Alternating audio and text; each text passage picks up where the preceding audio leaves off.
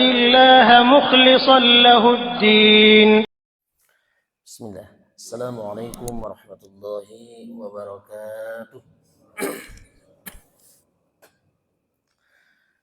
الحمد لله رب العالمين والعاقبة للمتقين ولا عدوان إلا على الظالمين.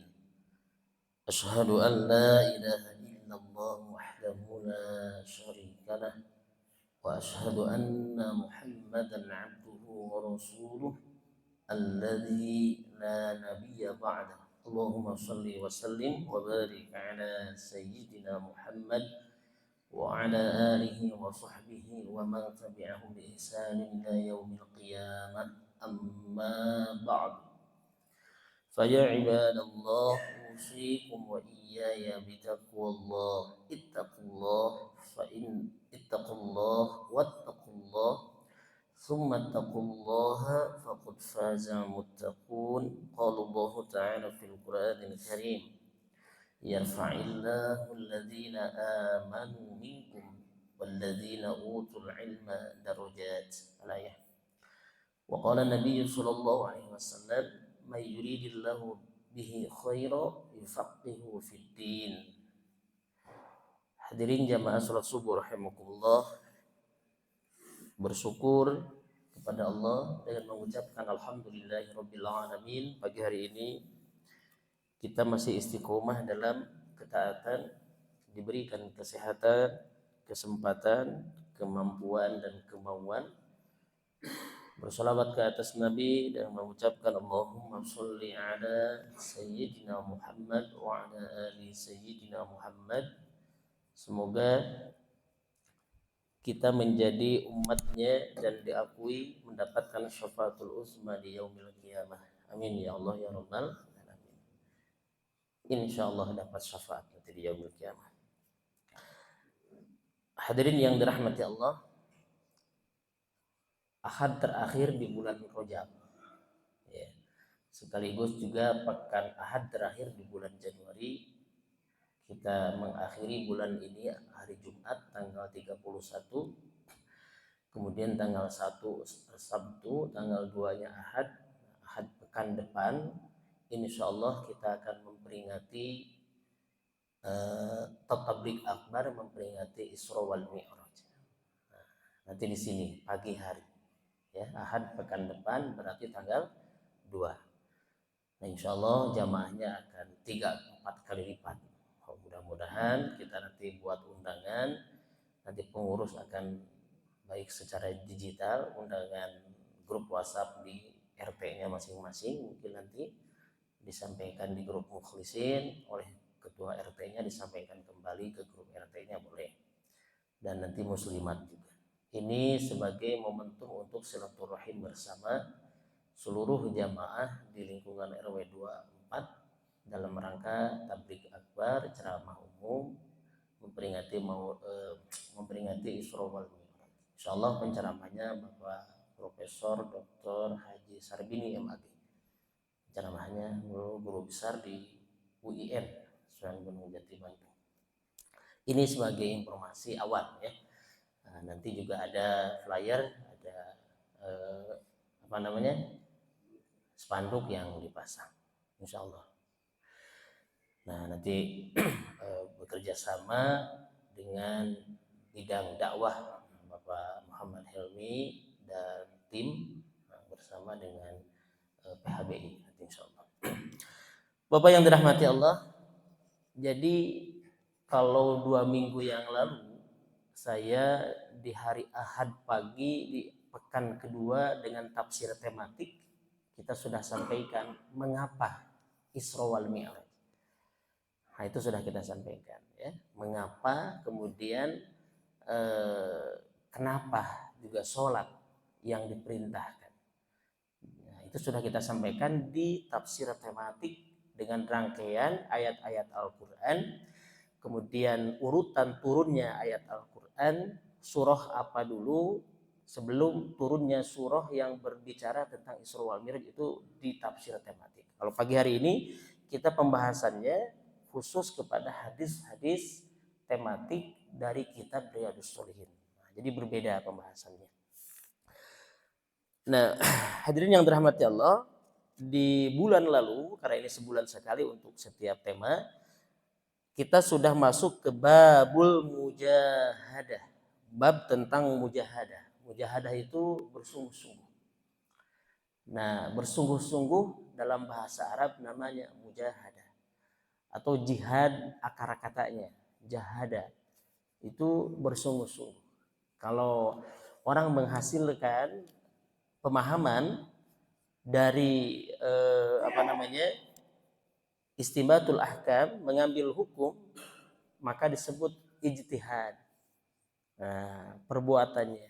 Orangnya disebut mujtahid. Nah, orangnya disebut mujtahid. Ijtihad itu apa? Badlul wus'i fi naili hukmin syar'i bi tariqil istinbat minal Qur'an was sunnah. Mengerahkan segala kemampuan, badlul wus'i, mengerahkan segala kemampuan untuk mengambil jalan istinbat, ya. Dengan cara istinbat penetapan hukum dengan rujukan Al-Qur'an dan sunnah. Nah, itu mujtahid. Dan luar biasanya dalam Islam, orang yang berijtihad menetapkan satu hukum, benar dapat 2 pahala, salah dapat 1 pahala. Inilah pentingnya mujahadah, pentingnya bersungguh-sungguh, ijtihad. Nah, itu dalam penetapan hukum, contoh diantaranya. Kemudian kita sudah memasuki hadis yang pertama dan kita akan memasuki hadis yang kedua, melanjutkan pembahasan kita. Bismillahirrahmanirrahim. Ats-tsani, hadis yang kedua. An Anas radhiyallahu anhu anin Nabi sallallahu alaihi wasallam fima yarwihi an rabbih azza wa jal qala idza taqarraba al-'abdu ilayya shibra taqarrabtu ilayhi dhira'a wa idza taqarraba ilayya dhira'a taqarrabtu minhu ba'a wa idza atani yamshi ataituhu harwalah. Rawahu al-Bukhari. Ada hadis yang disebut sebagai hadis qudsi. Jadi kata Anas bin Malik, ya, Nabi Muhammad SAW menceritakan, atau Anas meriwayatkan dari Nabi SAW tentang apa yang diriwayatkan dari Rabb-Nya, yang Allah sampaikan. Allah berfirman dalam hadis, dalam ini tidak masuk ke ayat Al-Quran, tapi masuknya ke hadis, namanya hadis qudsi. Sebab diawali dengan kalimat Allah berfirman, tapi tidak termasuk kategori atau bagian daripada ayat Al-Quran. Pertanyaannya, Ustaz, mungkin bagaimana membedakannya mereka? Ini Al-Quran, ini hadis. Itu tauqifi, itu Rasul yang membedakan, bukan sahabat. Ya, tauqifi. Jadi Rasul yang memilah-milahnya. Oh, ini Al-Quran, ini hadis. Al-Quran dihafal, ditulis juga sebagian dalam lembaran-lembaran pelepah kurma sebelum dibukukan. Ya, ada dalam bekas-bekas tulang unta yang kering mungkin. Itu sebelum dibukukan, atau yang terutama dihafal oleh ratusan atau ribuan sahabat yang hafalannya thiqah dan mutkin, masya Allah, hafalannya yang luar biasa. Nah, Rasul yang menentukan ini Al-Quran ayatnya apa, surahnya ini dulu. Nah, itu Rasul yang menentukan. Jadi tauqifi, berdasarkan tuntunan wahyu. Nah, mungkin orang ada yang mempertanyakan, apa sih dulu gimana cara menyusunnya? Ini kan sama-sama dari Rasul disampaikannya. Rasul yang menyampaikan, kan? Atau dalam bahasa sederhananya, sama-sama keluar dari lisan yang mulia Rasulullah SAW. Nah, itu yang membedakan ini Quran dan hadis bagaimana? Nah, itu Rasulullah yang menyebutkannya. Begitu, ya. Nah, ini untuk jawaban singkatnya. Nah, ini tentang mujahadah, tentang bersungguh-sungguh, jangan kecil hati, jangan apa istilahnya itu, kecil hati atau pesimis, ya. Kita bukan orang suci, kita pernah melakukan kejahatan, kita pernah melakukan kesalahan, atau mungkin juga sekarang kita masih melakukan kesalahan. Tetapi kata Allah dalam hadis qudsi ini, apabila seorang hamba mendekat padaku sejengkal, ini perumpamaan. Mendekat itu dalam artian taqarrub, beribadah. Beribadahnya belum maksimal, diumpamakan baru sejengkal. Diumpamakan baru sejengkal, belum maksimal.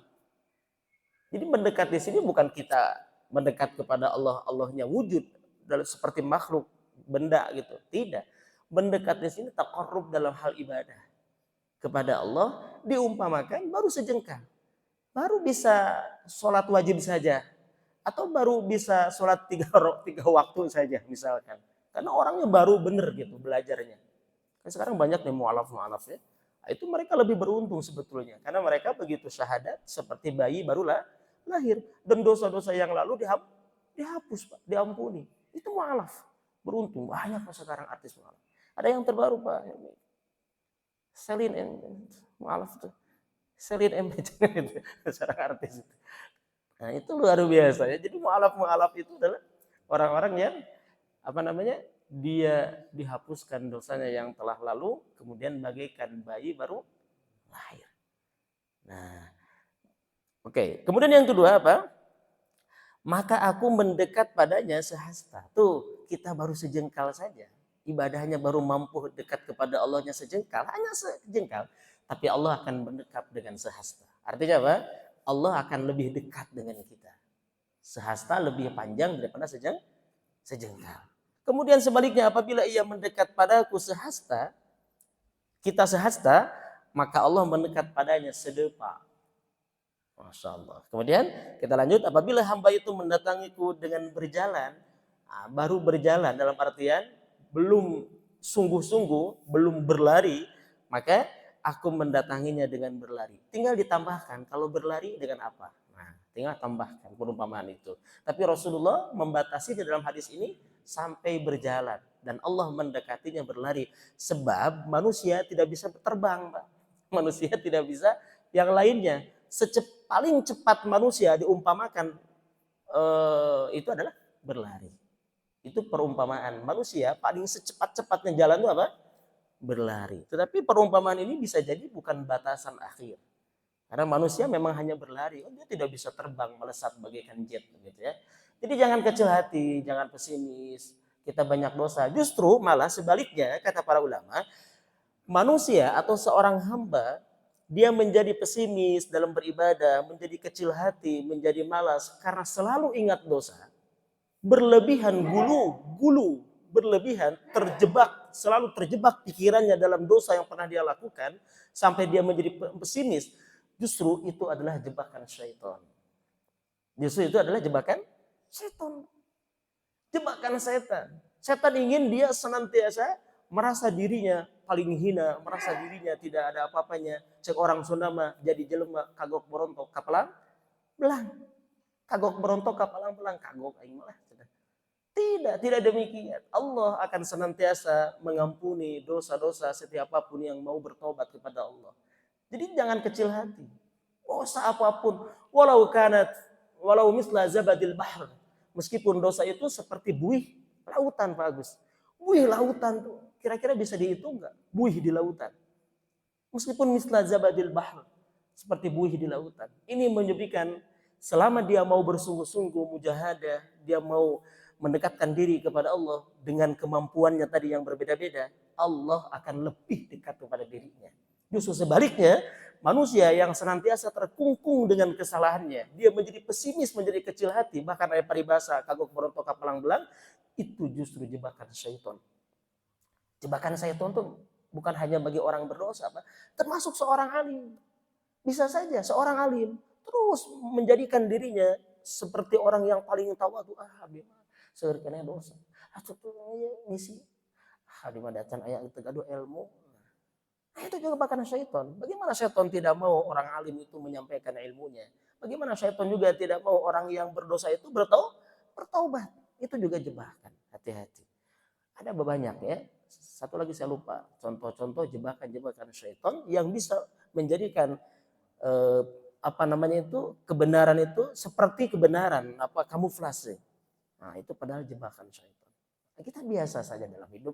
Kemudian yakin Allah adalah Maha Pengampun atas dosa-dosa kita. Kemudian hadis yang berikutnya, hadis yang ketiga, Ibnu Abbas radhiyallahu anhu. Qala Rasulullah sallallahu alaihi wasallam, ni'matani maghdubun fihima katsirun minan nas, asyihatu wal faragh. Bismillah.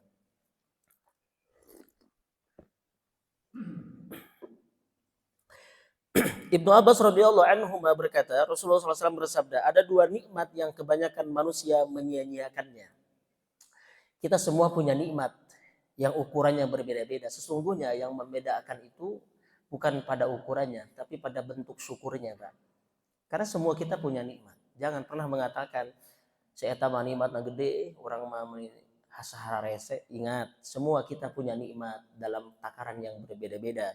Yang membedakan itu bentuk syukurnya. Bisa jadi orang yang dia pandang oleh kita gede nikmatnya, mungkin dia kecil syukurnya. Tapi ada orang yang nampak dalam pandangan kita kecil nikmatnya, tapi dia besar syukurnya. Jadi jangan fokus dalam bentuk nikmatnya, Pak. Tapi kita harus fokus dalam bagaimana mensyukurinya. Toh kita masih bangun dalam keadaan sehat juga adalah nikmat. Jangan senantiasa diukur dengan materi nikmat itu. Itu juga adalah qadarullah, masya Allah ta'ala. Takdir Allah.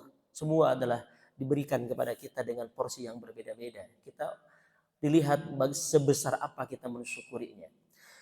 Oleh karena itu kata Rasul, ada dua nikmat yang seringkali dilupakan oleh manusia. Dan luar biasanya nikmat ini, kata Rasul, yang pertama apa? Asyihah wal faragh. Sehat dan waktu yang luang. Rasul tidak mengatakan harta. Kalau harta, adanya harta itu biasa. Tapi justru yang sering dilupakan itu asyihatu wal faragh. Pertama adalah sehat. Itu seringkali dilupakan oleh kita. Bagaimana cara mensyukuri nikmat sehat? Gunakan mumpung mata kita bisa melihat, baca buku, baca Al-Quran. Melihat hal yang baik. Bagaimana cara mensyukuri nikmat sehat? Kaki kita gunakan, langkahkan ke hal-hal yang kebaikan. Gunakan pikiran kita mumpung masih benar, mumpung masih pinter. Dan manusia itu ada lemahnya, Pak. Meskipun dia cerdas, hebat, masa mudanya, udah tua mah tetap ada kekurangannya. Gunakan kebaikannya itu, kecerdasannya itu untuk memberikan maslahat pada umat. Itu mensyukuri nikmat. Nikmat sehat, sehat kakinya, sehat tangannya. Karena syukur itu. Kata para ulama, syukur itu adalah mengoptimalkan setiap potensi yang Allah berikan pada diri kita, yang ada pada diri kita, sesuai dengan pemberinya. Siapa yang memberinya? Allah. Sesuai dengan keinginan yang memberinya. Dalam bentuk apapun potensi dalam diri kita. Yang kedua apa? Wal faragh. Apa faragh itu? Waktu luang. Ada orang seringkali mengatakan, nanti sama kalau udah pensiun. Nanti kalau udah pensiun sering mau ikut kajian. Mau sholat berjamaah. Mestinya apa? Mestinya apa? Kalau hal itu harus meluangkan waktu. Sebab belum tentu setelah pensiun dia masih bisa hidup lah atau gitu ya. Atau bisa jadi dipensiunkan lebih dulu kan begitu. Jadi mumpung masih ada waktu luang sedikit pun waktu luang. Kita waktu luang bisa untuk bersih-bersih kalau di rumah. Waktu luang bisa untuk baca buku. Waktu luang bisa untuk sekadar membaca broadcast di WhatsApp ataupun di Google tentang ilmu, banyak sebetulnya. Atau sekadar untuk bercengkrama dengan tetangga, sekadar untuk bersapa, itu juga ibadah kan. Banyak waktu luang kita gunakan sebaik-baiknya. Karena ketika itu sudah tidak ada kesempatan itu, sudah sakit, mau ngobrol saja dengan tetangga juga kadang sulit. Kan begitu ya. Mau menyapa saja nggak bisa, mau bertemu saja juga sulit. Nah jadi banyak hal kita gunakan. Ibadah itu memang banyak bentuknya. Kita bercengkrama, kita ngobrol, kemudian itu juga adalah ibadah. Itu juga adalah silaturahmi. Bagi kata para ahli kesehatan dan ahli pengusaha, kata pengusaha dan kedokteran apa? Hindari stres dan banyak kolega. Itu untuk hidup sehat dan banyak peluang, kan begitu. Jadi banyak waktu-waktu luang yang bisa gunakan untuk ibadah. Meskipun bentuk ibadah ini sifatnya apa? Luas. Tidak hanya sebatas sholat, ta'lim, dan membaca Al-Quran. Nah, intinya apa? Jangan hanya untuk hal yang sia-sia. Itu maksud saya.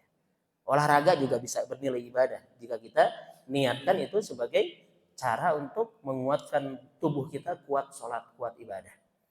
Kemudian apa lagi? Sihat wal faragh tadi sudah ya. Sihat dan waktu luang. Nah, hadis yang keempat, hadis yang keempat. Ini an Aisyah radhiyallahu anha, anna Nabiy sallallahu alaihi wasallam kana yaqumu min al-lail hatta tatafattara qadamah.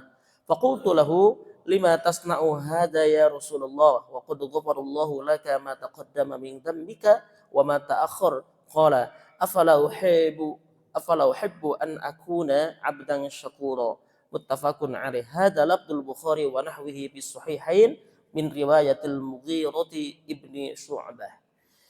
Dari Aisyah radhiyallahu anha bahwa Rasulullah SAW sesungguhnya Nabi SAW selalu bangun untuk mengerjakan sholat malam sampai kedua kakinya bengkak. Ini luar biasa. Baginda Nabi bangun mengerjakan sholat malam sampai kakinya bengkak. Artinya apa? Lama berdiri beliau. Berdirinya lama karena bacaan surah yang dibacanya setelah Al-Fatihah bukan surah Al-Kafirun, bukan surah juz 30, tapi surah Al-Baqarah. Kemudian surah apa? Ali Imran dan lain sebagainya. Itu yang dibaca oleh baginda Nabi Muhammad SAW. Nah, di sini ada kalimat apa? Mana kalimatnya itu? Ya Allah. Takut apa? Kana yaqumu minal lail, qiyamul lail. Nah, saya ingin sampaikan, apa bedanya qiyamul lail, sholatul lail, tahajud? Qiyamul lail secara bahasa adalah menghidupkan malam. Menghidupkan malam dengan ibadah namanya qiyamul lail. Hatta meskipun Bapak di malam itu digunakan untuk taklim, untuk baca Al-Qur'an, untuk zikir, itu secara bahasa namanya apa? Qiyamul lail. Menghidupkan malam dengan ibadah. Qiyamul lail kapan? Ya malam sejak ba'da Isya sebelum waktu subuh. Makanya kalau tarawih disebut qiyamul Ramadan, menghidupkan malam di bulan Ramadan. Bukan hanya dengan sholat sunnah tarawih, dengan baca Al-Quran, tadarus, dengan pengajian, itu juga qiyamul lail. Itu arti dari qiyamul lail. Kalau tahajud atau sholatnya disebut sholatul lail atau secara khusus disebut sholatul lail, memang bagian daripada qiyamul lail. Kalau qiyamul lail itu umum. Sholat ya memang qiyamul lail, tapi secara khusus namanya sholatul lail. Sholat malamnya. Tetapi secara umum qiyamul lail itu bukan hanya pada sholat. Tetapi sholat juga bagian daripada qiyamul lail. Bisa dipahami Pak ya? Sholat bagian dari sholat malam, bagian daripada qiyamul lail. Tetapi secara khusus namanya yang dilakukan sebelum tidur namanya sholatul lail. Qiyamul lailnya sebelum tidur, sholatul lail. Bangun tidur namanya tahajud. Sama akar katanya jahada. Tahajjada, bersungguh-sungguh. Orang yang begadang, orang yang bangun setelah tidurnya, kemudian dia sholat, namanya sholat tahajud.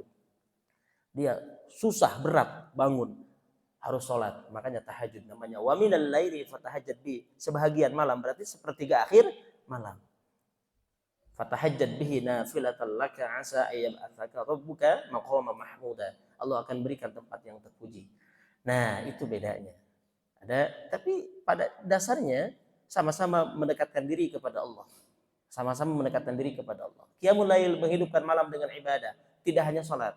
Sholatul lail bagian daripada qiyamul lail. Tahajud hanya beda nama saja yang dilakukan bangun tidur. Nah, sebelum tidur saya sudah melakukan qiyamul lail dengan sholatul lail. Kemudian bangunnya langsung sholat subuh karena tidak ada waktu lagi. Ya sudah, dia sudah menghidupkan malam dengan ibadah. Kan ada orang susah tidur, susah bangun. Ada yang begitu. Ada orang tidurnya jam 11 malam, bangun jam 4. Ada orang begitu Isya langsung tidur, bangunnya jam 2, jam 3. Silahkan pilih mau di awal sholatnya, mau di akhir. Begitu ya. Bisa dipahami ya Pak ya? Itu istilah-istilahnya dalam fikih.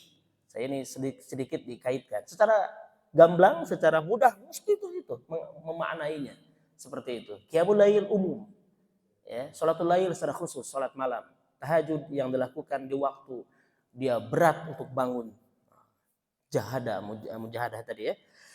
Dan Nabi itu senantiasa bangun malamnya, yaqumu minal lail hatta tatafattara qadamahu. Faqultu lahu lima tasna'u. Bahwa sungguhnya Nabi itu ditanya oleh Aisyah, "Wahai Rasulullah, mengapa engkau berbuat demikian?" Sampai kakinya bengkak. Mengapa engkau berbuat demikian? Sedangkan Allah telah mengampuni semua dosamu. Allah sudah mengampuni semua dosamu. Baginda Rasul dosa yang lalu dan dosa yang akan datang sudah diampuni oleh Allah. Dijamin, ya, dijamin oleh Allah. Mengapa engkau melakukan itu? Baik yang telah lampau maupun yang akan datang, dosa telah diampuni. Beliau menjawab, apa jawaban beliau? Afala uhibbu an akuna abdan syakura.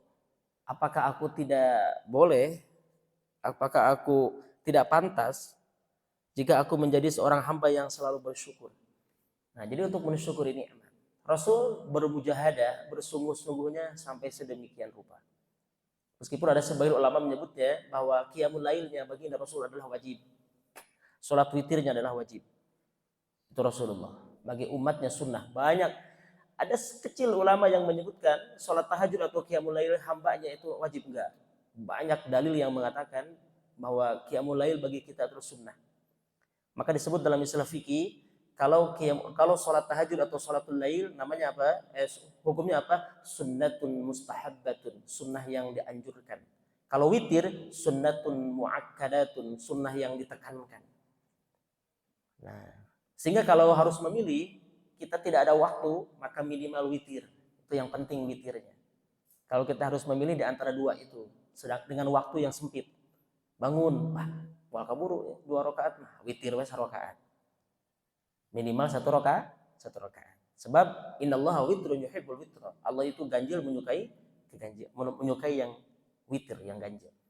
Kalau kita nggak keburu untuk tahajud, maka minimal witir 1 rakaat. Bisa dipahami ya? Nah, jadi itu sunnah, tetapi sunnatun muakkadatun. Kalau sholatul lailnya sunnatun mustahabbatun. Sehingga bagi kita semua jumhur ulama sepakat, meskipun qiyamul lail ini hukumnya sunnah, ya, tapi fadilahnya begitu besar. Tapi bagi Rasul adalah wajib. Kalau ada ulama mengatakan wajib bagi kita juga, itu terbantahkan dengan dalil yang sangat banyak. Banyak sekali. Jadi saya kira juga kasihan yang kerjanya capek, pulangnya harus sekian jam sekian. Nah, itu Allah sudah Maha tahu, Maha pengasih dan penyayang. Jadi qiyamul lail bagi kita tidak wajib. Tapi bagi Nabi adalah wajib. Tetapi itu bukan berarti kita meleleh-lehakan lalu meninggalkannya. Ya, kalaupun tidak mampu tiap malam lakukan dalam 1 minggu berapa malam. Kalau tidak mampu 11 rakaat melakukan 3 rakaat minimal, 2 tahajud 1 witir, mampu 5, 2 tahajud 3 witir misalkan. Atau witirnya kan bisa 1, bisa 3, bisa 5, bisa 7, bisa 9. Witir itu cara yang berbeda-beda. Kalau 7 direct sampai 6 rakaat tasyahud awal, berdiri lagi 1 rakaat 7 baru tasyahud akhir. Kalau 3, 2 cara. Pertama, lakukan 3 rakaat direct tanpa tasyahud awal, kemudian salam. Yang kedua, 2 rakaat salam, kemudian 1 rakaat. Itu namanya wayu parriku bitaslim atau wayusallimu bis sab'i. Rasul salam di yang genap, yang 2 rakaat, kemudian berdiri lagi. Rasul melakukan 1 rakaat. Itu kalau yang 3. Nah, jadi 3 rakaat dibagi 2. 2 rakaat niatnya minal witri, 1 rakaat witir.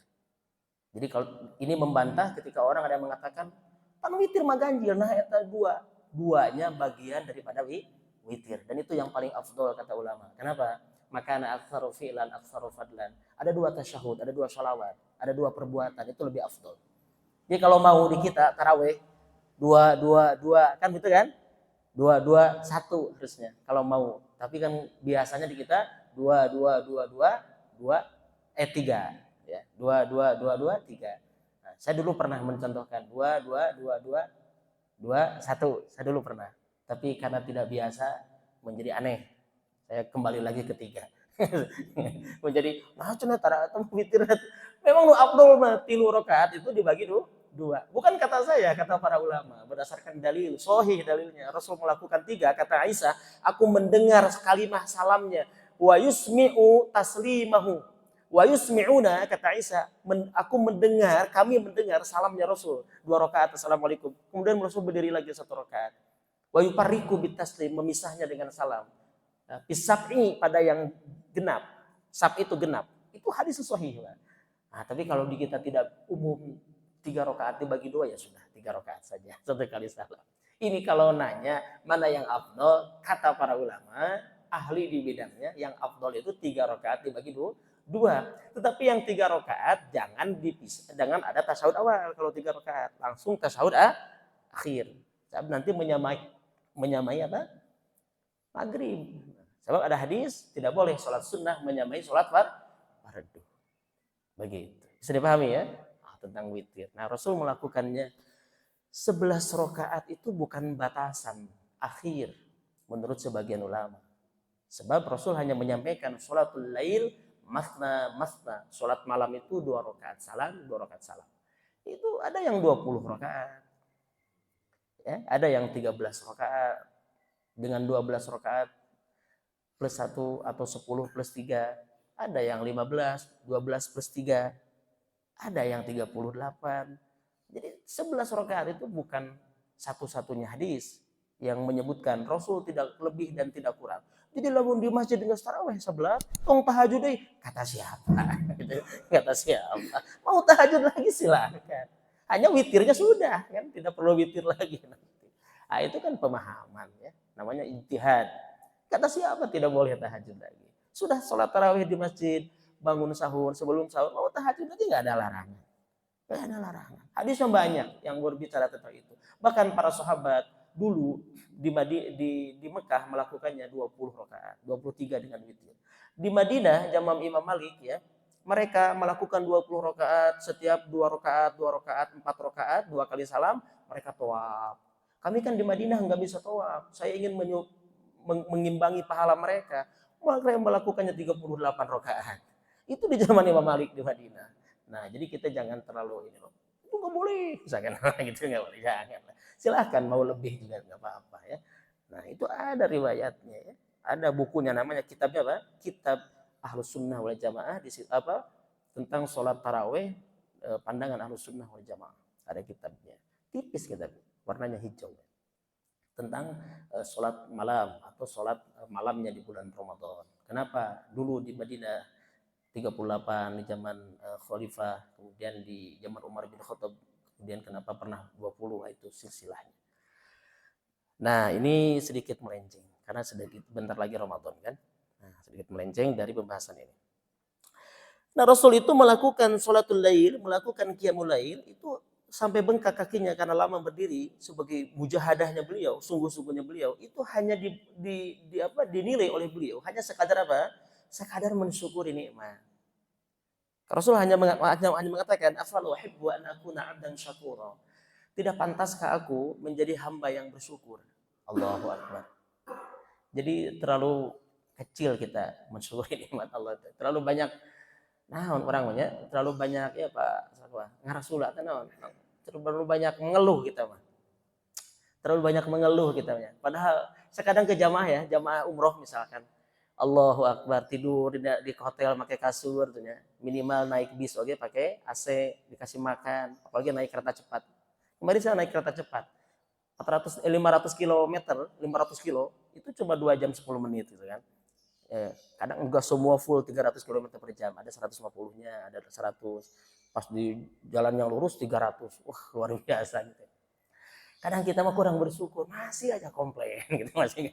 Padahal baginda Rasul dari Madinah ke tidur di tenda itu kan, makannya dari ya mungkin ini pentingnya mensyukuri nikmat itu. Kita mah ya Allah ya Rabbana, makanan masih ada ya kan, kita badan sehat, kadang ini saya gitu diberikan oleh Allah anugerah misalkan, takut tidak menjadi orang yang bersyukur ya untuk kita semua. Padahal apa? Begitu banyak kenikmatan yang Allah berikan bagi kita. Nah, apa cara bersyukurnya? Ya tingkatkan ibadah, ya kan, berbagi bagi yang punya kelebihan dengan saudara dulu, ring satu ya, keluarga saudara kita. Nah, itu yang paling penting. Kemudian baru sahabat kita, tetangga kita dan yang lain sebagainya. Nah, hadirin yang dirahmati Allah, Rasul mencontohkan dengan sholat demikian. Beliau hanya mengatakan, tidak bolehkah aku menjadi hamba yang bersyukur? Coba bayangkan kita, begitu banyak nikmat yang Allah berikan bagi kita. Hanya kita selalu ada peribahasa apa itu melupakan, apa kata bahasa Arab tuh. Jadi orang yang kufur itu apa? Melupakan, Allah berselupa, nikmat yang ada, mengingat yang sudah tiada. Bisa lupa bahasa hadisnya itu. Jadi melupakan yang masih ada, senantiasa mengingat-ingat yang tiada. Anu pernah tiada. Ya tapi memang manusiawi ya. Manusiawi. Tapi ini pengobatan diri orang gitu. Memang kesehatan mah bagi yang mengalaminya susah. Seperti tetangga kita yang kebakaran kemarin kan. Saya tanya tuh malam, berapa kerugiannya kira-kira? 1 M ada. Wih, 1 M Mas. Ya Allah ya Rabbana, kita doakan semoga diberikan oleh Allah kemudahan atau penggantinya yang lebih baik. Yang kebakaran 1 M lebih. Wah, bisa 1 M. Ada mesin di dalam, ada mesin pencampur cat itu. Itu yang mahalnya katanya. Pengolahan cat penyampur itu, warna cat ya. Apa namanya itu? Oplos itu. Oh, itu yang mahal. Allahu Akbar. Nah, belum selesai dibangun rumahnya. Nah, ini artinya apa? Kita ikut mendoakan bagi mereka yang terkena musibah, kita doakan. Karena tetangga ini bukan hanya pinggir rumah kita, Pak. Satu permata biru juga tetangga kita. Kita doakan, bukan kita langsung buruk-buruk sangka. Wah, juga nama jangan, Pak. Aduh, nauzubillah min dzalik. Jangan, Pak. Kita harus ikut prihatin, mendoakan. Apa doanya? Allahumma ajir fi musibatahu, ya Allah, berikan pahala atas musibah yang menimpanya. Wa khlub alai, dan gantilah khairan minha, yang lebih baik terhadap musibah yang menimpanya. Begitu. Itu doanya. Kalau untuk diri sendiri, Allahumma ajirni fi musibati, ya Allah, berikan pahala atas musibah yang menimpaku. Wa khlub alayya khairan minha, dan gantilah untukku yang lebih baik. Begitu.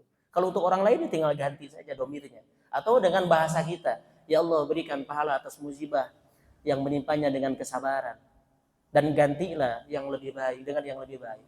Itu bukan mencari-cari buah-buah. Jangan, Pak. Seorang muslim tidak boleh begitu. Kalau orang terkena musibah, kita doakan, kita berbaik sangka, kita katakan yang baik-baik. Oh, Allah akan angkat derajatnya. Oh, Allah akan lebih kaya kan dia. Begitu. Wah, ini akan lebih sukses. Saya ngobrol saya begitu. Oh, ini akan lebih sukses lagi nanti. Saya katakan demikian. Oh, nanti akan lebih maju lagi usahanya. Begitu, jangan berpikir negatif terus kita. Meskipun saudara-saudara kita doakan yang baik-baik, itu akan kembali kepada diri kita pas sesungguhnya kebaikan itu. Begitu ya. Nah, ini masya Allah tabarakallah. Jadi kadang ujian itu luar biasa. Ya. Sekilas 1 M lebih. Itu dalam waktu hanya beberapa jam.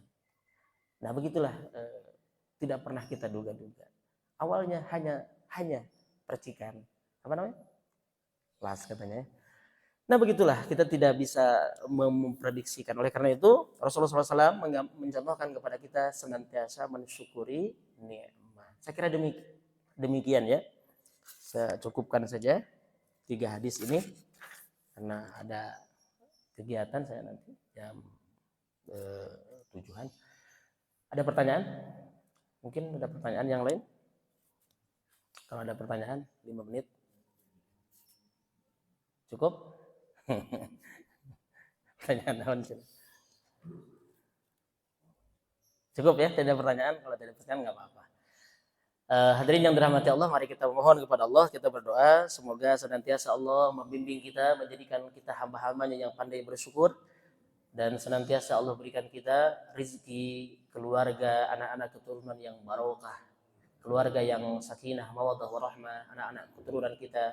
Kalau tidak dirasakan oleh anak kita, oleh cucu kita, oleh cicit kita, mereka menjadi anak-anak yang soleh dan solehah, yang alim itu ya Allah, yang banyak ilmunya, yang wara', yang mereka menjalankan syariat-syariat Allah, mereka takwa kepada Allah Subhanahu wa taala. Allahumma shalli wa sallim wa barik ala sayyidina Muhammad wa ala alihi washabihi ajmain. Amin.